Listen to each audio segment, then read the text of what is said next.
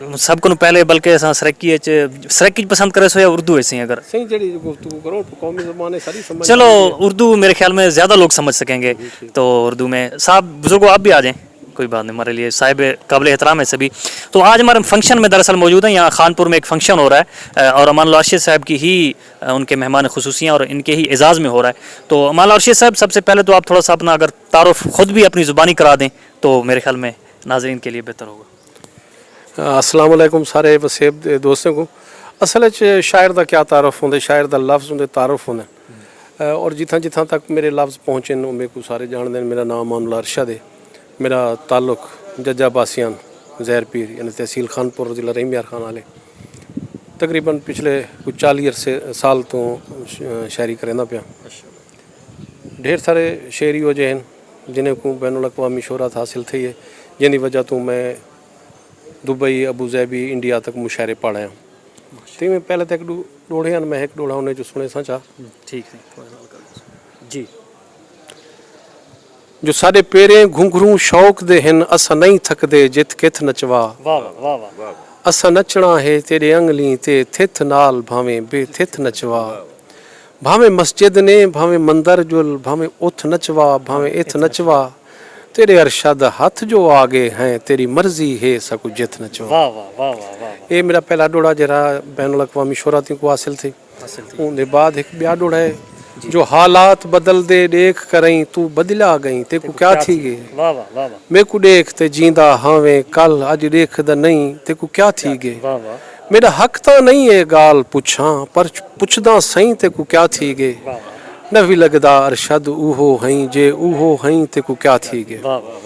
تے بس ہیں شاعری نال اتنے عرصے تو ٹچ سے. میری پہلی کتاب ارشد ڈوڑے سکھ دا ساون تے ول دے بعد اکھیں خواب جگارے دھمال ول پچھلے سال ناتیہ مجموعہ ایک ہے سہیں بن سادہ کون اور انشاءاللہ آنے والے وقت میں بھی مجموعے آمدے رہسن اللہ ساکو. ایک شعر توڑا وہ بھی مشہور ہے ڈوہیں میوں ارشد پانی تو تے کو ترہ مارے میں کو چھل مارے یہ بھی ذرا میں حاضر سے. اوہ میری روحی سنج تیرا بیلا بر این سال تباہیں پھہ مارے ہر جھوک تباہ ویران ہاں بھا ایویں لگ دے پھیرا دیہ مارے ودے بے گھر تھی تے رل دے ہوں ساکو وقت دی گردش درہ مارے ڈوہیں مویوں ارشد پانی تو تے کچھ چھل مارے میں کو ترہ. بس دعا کرے سو جتنی میں سامج ساہن پہ وسیب دی خدمت کریں دے رہوں اپنی زبان دی خدمت کریں دے رہوں تے باقی پیغام بھی ہوئے جو بس میں جویں دوست ہیں انہیں دا یہ ٹینشن دور چینل ایک سو تاکہ ٹینشن تواری ٹینشن دور تھی وے سبسکرائب کر رہے سو تو ہنے دی ٹینشن ہی دور تھی ویسے تے بہت محبت انشاءاللہ زندگی دا وال ملاقات سے. اپنا کلام سارا سرائکی دی وچ ہی ہے یا کہیں بھی زبان وچ بھی ہاں میں اردو پنجابی شاعری کیتی ہے. اردو تقریباً میری ایک کتاب دا مواد ہے پیا بلکہ ان کو زیادہ ہے انشاءاللہ کہیں ویلے کوئی تباد دے مراحل گہنا ہو سا ہاں دوستیں نہیں تامن محبتیں دا وہ سنتے رہ گئے تو میں شاعری کوئی شعر سنیندہ رہے ویسا.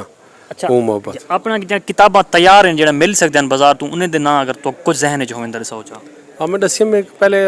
چھوٹے کتاب دے روپے چھپے ہیں